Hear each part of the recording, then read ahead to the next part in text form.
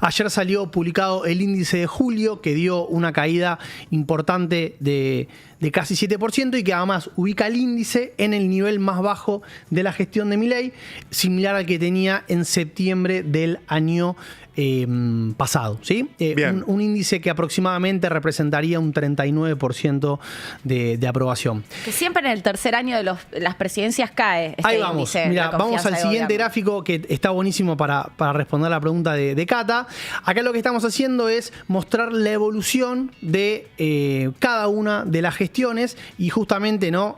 Fíjense que la línea violeta, que es la de Milei, termina antes porque está hasta el día de hoy. Entonces podemos comparar todas las gestiones, cómo le fue. Y primera cuestión importante, uno ve que el grado de aceptación de Milei es alto en términos históricos, ¿no? Se ubica por encima de las dos presidencias de Cristina Fernández de Kirchner y de Alberto Fernández. Para este momento, por debajo de la de Néstor Kirchner, que es la que, digamos, mantuvo un nivel de aceptación muy elevado. Recordemos toda la época de crecimiento muy fuerte que tuviste hasta el 2005.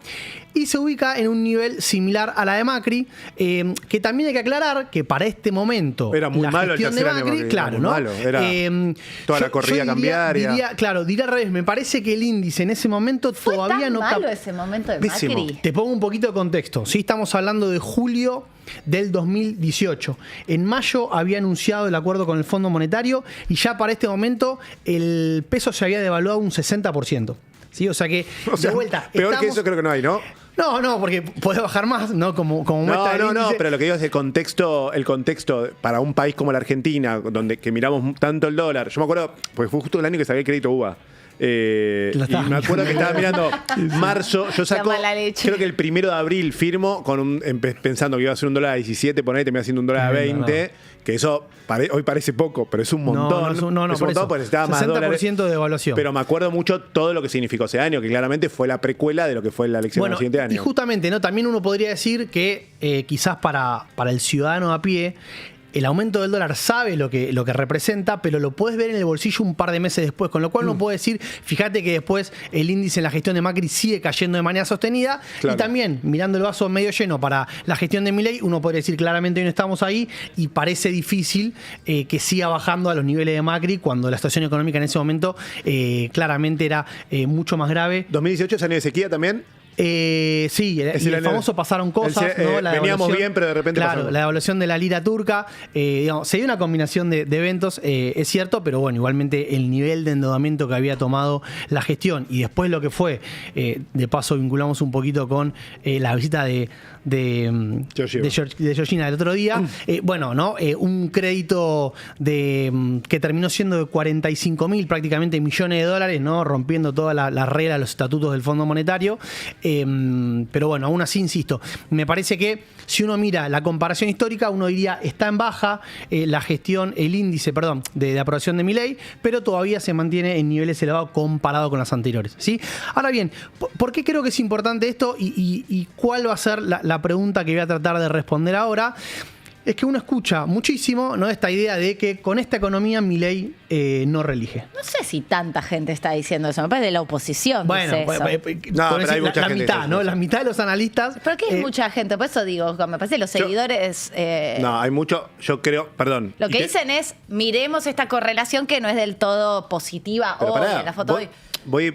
No lo dijo exactamente así, pero uno podría entender que aún dentro del espectro mileísta hay varios que están advirtiendo, si no dinamizas la economía vamos a tener un problema para reelegir el año que viene. Bueno, lo dijo ayer. Cristalina Georgieva dijo hay que mirar esto, obviamente, pensando en el 2027, pero... Y lo dijo ayer Julián Josovich también, está diciendo, ojo con esto, te estás enfocando mucho en esto, dinamizar un poquito este sector porque estos sectores están necesitando dinamizar más la economía. Vas a tener un problema y vas a tirar por la borda todo el esfuerzo que hiciste durante estos años. Sí, obviamente doy cuenta de eso, es súper atendible, pero de ahí a decir no reelige Milei, no escuché que pase. Vamos a tener problemas, o sea, si las encuestas hoy te están marcando algo, están advirtiendo. Lo pongo en otros términos, ¿no? La primera cuestión es que me parece clarísimo que es una discusión que venimos teniendo hace un montón de semanas, que todos los indicadores vinculados a la actividad, a los ingresos, al empleo, y que te lo confirma también la confianza en el gobierno, están dando para abajo, con lo cual la situación claramente es peor que a la de un mes atrás. Claro, ahora, no está en el mejor momento. Claro, ahora, obviamente, cuando llega una elección presidencial se juegan muchísimas más cosas, además que el bolsillo. Y justamente de eso voy a hacer la columna, ¿no? ¿Podemos sacar el graph? ¿Podemos poner no peligra la reelección de Milei? ¿Cómo te gusta, Y porque para vos no peligra la reelección de Milei con esto. Vamos a ver los datos que trajimos. Acá voy a seguir mucho un newsletter que publicó Ignacio Lavaki, que recomiendo mucho, Análisis Político, porque básicamente lo que él dice es tratar de responder esta pregunta diciendo, bueno, mirá, veamos todos los casos de los gobiernos en los que se aplicó un plan de estabilización para bajar la inflación, que obviamente fue el mandato que se puso este gobierno, y veamos en todos esos casos qué pasó con el resultado electoral, ¿no?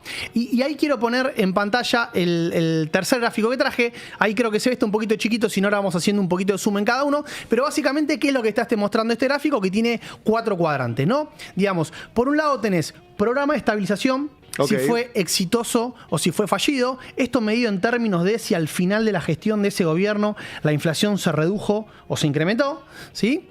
Y por otro lado, si el resultado electoral de esa gestión fue una victoria electoral para el candidato oficialista o una derrota, ¿sí? Entonces, ¿qué es lo que encuentra él acá? Vayamos al casillero más obvio. No hay casos donde tengas un programa fallido de estabilización, es decir, donde hayas terminado con una inflación más alta de la que tenías y donde el electorado te haya aprobado y haya votado una victoria del oficialismo, ¿sí? Ese caso lo dejamos de lado. Después, fíjense, obviamente, la gran mayoría de los casos lo que están mostrando es que en los programas de estabilización fallidos vino eso a colación de una derrota electoral. Bueno, clarísimo. Ahora te pregunto algo para complejizarte esto. Esto es en otras sociedades. Hablando un poco. En otras sociedades, hablando un poco de lo que hablamos con Lara, que muchos politólogos del mundo están mirando que las sociedades ahora son mucho más líquidas, mucho más cambiantes. Yo creo que al final del día, y acá voy al caso rojo, uno puede decir, si el año que viene vos tenés una devaluación del tipo de cambio, tenés por falta de dólares, por el motivo que sea, una caída importante del salario y un aumento de la inflación, a mí me parece que ahí sí estamos en condiciones de decir que es muy probable que la reelección de Milei no se dé. Pero ¿sí? jugátela, ¿Milei religión o no? Y ahí va, pará, porque ahí nos falta la segunda parte, ¿sí? Ahí viene. Fíjate, después tenemos los casos exitosos donde el oficialismo religió, ¿sí? Casos donde bajó la inflación y la sociedad votó al gobierno. Pero a mí me interesa ver los casos amarillos, ¿sí? Porque ese, digamos, es la posibilidad que uno puede pensar. ¿En qué estoy pensando? ¿No? Estoy pensando, digamos, supongamos que Milei hace las cosas bien, ¿no? Miremos, por ejemplo, como hace también Ignacio Lavaki, decir, miremos qué están proyectando las consultoras. Las consultoras para el año que viene están proyectando una baja de la inflación y una economía que va a volver a crecer por tercer año consecutivo, ¿sí? Algo que no se da desde la convertibilidad. Tener 3 años desde la convertibilidad. 3 años de crecimiento consecutivo y baja de la inflación. Ok. ¿Sí? Tuviste años de crecimiento, pero con aumento de la inflación, desde la convertibilidad, que eso no pasa. Entonces, ¿por qué digo esto? Bueno, asumamos ese escenario, porque obviamente si vos asumís un escenario de recesión, devaluación y crisis cambiaria, bueno, seguramente el resultado sea otro, ¿no? Pero digo, suponiendo que Milei hace las cosas bien y que llega con una economía que está con inflación en baja y con una actividad creciendo.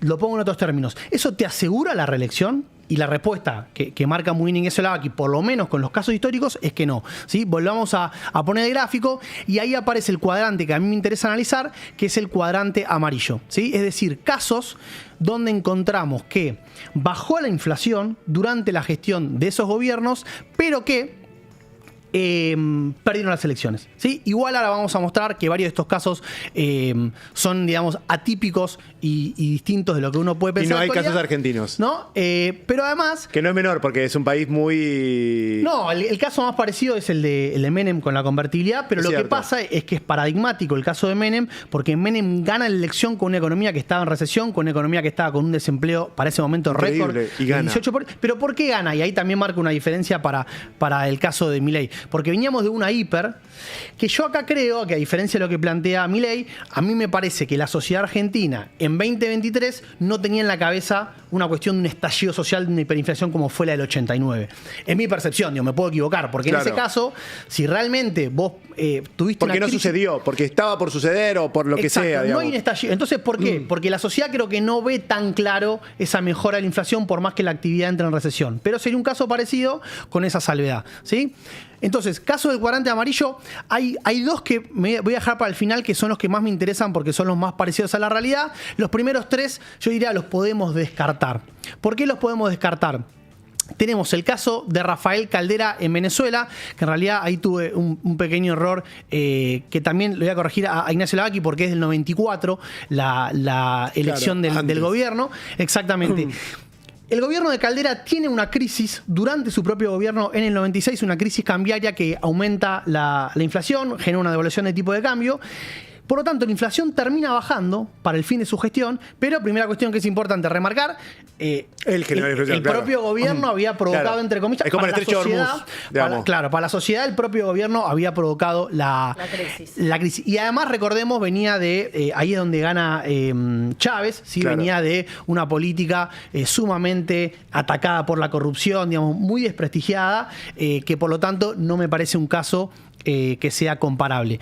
El de Zedillo en México también es parecido, porque Zedillo era del gobierno del PRI, gobierno que, lo busqué porque no lo podía creer, había gobernado 70 años consecutivos. Sí, yo me acordaba que era mucho, pero no 70 años consecutivos. Me acuerdo de ir a México y, bueno, los murales incluso de Rivera, digamos, marcando la corrupción que había también. ¿Y qué pasa? ¿No? Tenés la crisis del tequila, que de vuelta es un golpe internacional. Después de ese golpe internacional, la inflación baja, pero de nuevo, acá lo que en mi opinión, y que marca Ignacio Lavaki también, es que el electorado lo que estaba viendo ya es una cuestión de decir basta de esto, y no tanto una cuestión económica, ¿sí? Claro. Entonces acá tenés dos problemas. Tenés que el propio gobierno es en el que se da el aumento de la inflación, por lo tanto no hay un reconocimiento de esa baja, pero además una cuestión de un partido que ya venía. Es más, gana Fox y obviamente el lema era queremos cambio institucional, y el propio, digamos, candidato oficialista trataba de despegarse, ¿sí? O sea que tampoco me parece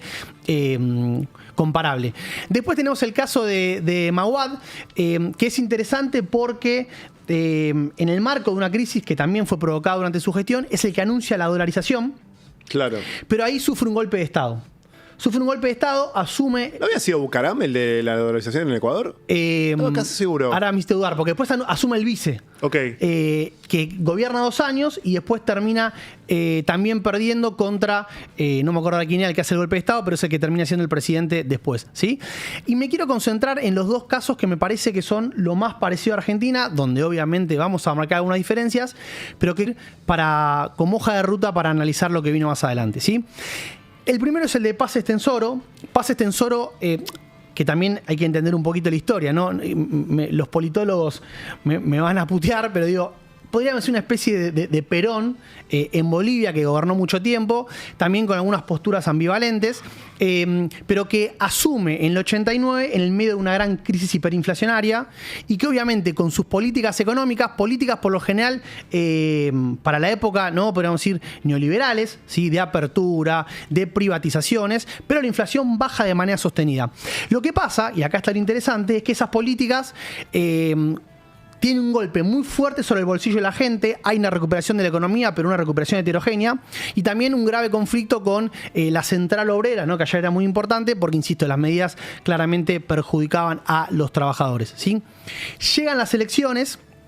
Y acá la cuestión interesante es que Paz Estenssoro había ganado las elecciones haciendo un acuerdo con Banzer, que fue un militar que previamente había hecho un golpe de Estado, y que cuando llegan las elecciones, el candidato oficialista, que era el ministro de Economía de Paz Estenssoro, sale primero, pero sale primero con el 25% de los votos. Claro. Segundo sale Banzer con 23-24, y tercero sale un candidato del movimiento revolucionario. Y lo que hace Banzer es tejer una alianza con este candidato y termina siendo, paradójicamente, el presidente el que había salido tercero en las elecciones, ¿no? ¿Qué cosa interesante me parece destacar acá? Primero, la similitud de que acá efectivamente el gobierno había logrado bajar la inflación, una hiperinflación, que efectivamente eso no se tradujo en una mejora clara en términos económicos, de actividad, de empleo y lo que podríamos llamar lo más importante, el bolsillo de la gente. Pero que, y acá yo diría una cuestión vinculada más a Macri, ¿no? Que lo que termina pasando acá es que se fractura la coalición gobernante y que entonces eso es lo que permite que el candidato de Paz Estenssoro no puede acceder. Sí, también hay una aclaración, 25% de los votos es muy bajo, los datos que tenemos hoy no parecerían que estemos en esos niveles, pero bueno, uno podría decir que si uno ve una lenta, ¿no?, decadencia, un lento deterioro de la actividad que no termina de estallido, quizás podrías terminar a niveles parecidos, y ahí, insisto, el factor relevante fue que fueron separados, ¿no? Uno podría pensar acá, insisto, haciendo un paralelismo, por favor, los politólogos se van a enojar, pero lo que está claro acá es, Juanma, es no necesariamente un plan de estabilización exitoso te da, si querés, el envión para que vos salgas victorioso en la próxima elección. Totalmente. Esa me parece la conclusión más importante de este caso, insisto, complementado con el hecho... A veces los condimentos son políticos, a veces los condimentos son económicos o generados por el propio gobierno, como en los primeros 3 casos, etc. Sí, acá yo, justamente, me parece que la conclusión es esa, agregada al hecho de que, digamos, si vos lográs que la coalición se mantenga y no va fracturada y no dividís al electorado en 2 opciones, matemáticamente la chance de llegar a niveles más elevados se mantienen, ¿no? Juanma, te voy a hacer una pregunta. Yo sé que a vos no te gusta la contundencia en este caso. A ver, dale. Pero vos tenés 4 cuadrantes ahí. Sí. Tenés uno que es un gobierno que hace un plan de estabilización exitoso, pero pierde. Otro que hace un plan de estabilización y gana. Otro que no llega a hacer un plan de estabilización y pierde. Y otro que gana aún teniendo un plan de estabilización fallido. Vos estás viendo que Milei va ¿a qué cuadrante? Si Milei logra mantener el plan de estabilización, ¿sí? Y no, en el medio no falla, es decir, en el medio no tiene una devaluación del tipo de cambio. No, bueno, sin lo que puede venir. Es que ese factor es fundamental. Si no sigue la guerra de afuera. Entonces digo, si se mantiene la economía como está hoy en día, yo creo que, dadas las condiciones de que mantiene la coalición, que no rompe con todo lo que es el equipo de Cambiemos... O sea, con los números de hoy reelige. Yo creo que reelige. Con los números de hoy, Milei reelige. Sí, y obviamente hay que tener en cuenta que... Para mí, si vas a una elección hoy, gana caminando. Si gana la elección el domingo que viene, Juanma, ¿dónde votás vos? ¿En qué colegio? Yo voto en provincia. Ok. Pero votás este domingo. Yo creo que gana. Y agrego una cuestión adicional. ¿Sos presidente de mesa? No. No me tocó, por suerte. Agrego una cuestión adicional. Con los números de hoy, Milei gana la elección. Sí, pero además hay que ver qué pasa con la oposición. Pero si la oposición va dividida. Bueno, eso haría más fácil la victoria. Bueno, nosotros los economistas nos gusta decir, mira, yo estoy analizando esta variable. Las otras quedan abiertas. Obvio. ¿Sí? No, pero pará, no es un mal. O sea, para mí, como análisis de lo que está diciendo, estoy pensando en voz alta. Nosotros venimos diciendo muchas veces acá que para nosotros, que Cata y yo coincidimos en eso, que Milei gana caminando. Lo dijimos muchas veces. Sí. Porque vemos a la oposición partida. Y eso lo vemos como una foto de hoy, que hoy no sé qué día es, perdón. Hoy, dígame la fecha para decirlo en esta. Igual te acabo de cambiar 28, el escenario, ¿eh? Martes 28 de julio. Martes 28 de julio. Hay gente ya puteándome por contar lo de Cristina. No, bueno, sí, fue una bomba. Claro. Es una bomba. Y bueno, las bombas, nada, sí, la gente generan eso, ¿no? Generan eso. Hoy es 28, dijeron, de julio. Sí. 28 de julio. Nosotros decimos hoy que Milei gana caminando, pues las elecciones estamos jugando a que se den este domingo. Con esos números, con los números de hoy de la economía, aún con, digamos, no sé, con algunos problemas que lo venimos remarcando, qué sé yo, crecimiento un poco escueto en el último mes, en el EMAE, o salarios no recuperándose todo, vos ves hoy que Milei hoy reelegiría... Sí, y te agrego algo más, si querés, para sacar el recorte. Yo creo que aún con una economía que se siga deteriorando, pero que no haya un estallido, y donde la inflación siga bajando, pero quizás no lo vea la gente con mejoras salariales muy importantes o con una actividad heterogénea como vemos hoy en día, yo creo que aún así reelige, ¿sí?, en este contexto político. ¿Sí? Este contexto político es con la oposición como está y con ningún candidato que le pueda robar votos por derecha. No, y estabilidad. Sí, más allá de la situación. Para mí la clave es que no haya estallido. Y una de las claves, a diferencia de los gobiernos que marcabas en el cuadrante arriba a la izquierda, es que no es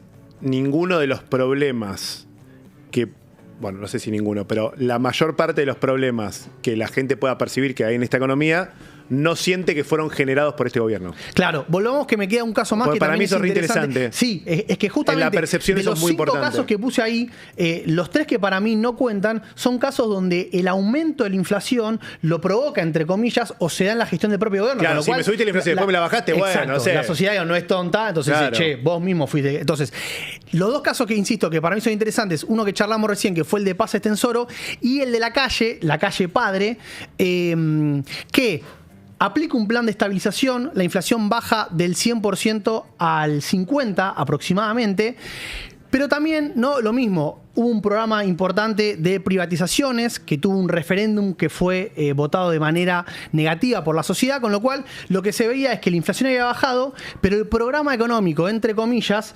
liberal de esa época, como fueron en la gran mayoría de los países de América Latina, no fue aprobado. ¿Qué pasó? También pierde elección, pero de nuevo pierde elección contra lo que era en su momento parte de la coalición, que eran los colorados.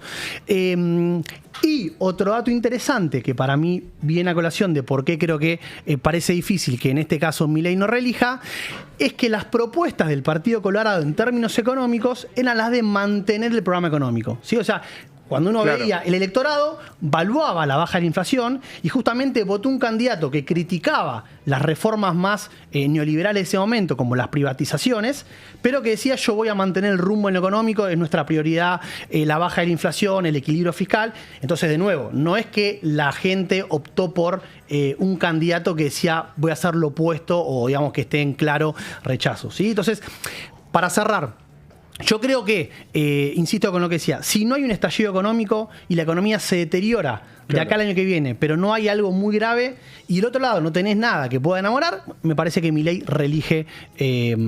Justamente eso muestran los antecedentes históricos que tenemos. En Latinoamérica, aparte. ¿Puede pasar otra cosa? Puede pasar. Pero hay algunos que te dicen, che, el Cuadro no tiene ningún gobierno de los cucas. No hubo ningún plan de estabilización, ¿no? Sería se levantó el anticuquismo a morir en el chat. Sí, a ver, recuerdo algo. Sí, la premisa del Cuadro era gobiernos que lograron bajar la inflación. Claro. Y que después, no hubo el kirchnerismo, no hubo en todos los gobiernos del kirchnerismo la inflación se incrementó. Así que no va a haber ninguno de esos en los 4 cuadrantes. Bueno, entonces reelige Milei. Dale, Juan, decilo. Necesitamos el recorte. Sí, ya lo dijo. O sea, yo dije Cristina Candidato, ahora vos decís si no hay estallido, si se mantiene la baja de la inflación, aunque la gente no termine de percibirlo, yo creo que va a valorar eso. Si no hay una oposición que claramente pueda proponer ideas novedosas que impliquen mantener ese rumbo económico, me parece que hoy todavía, por lo menos con los datos que tenemos, no hay argumentos para decir que se peligre la reelección de Milei.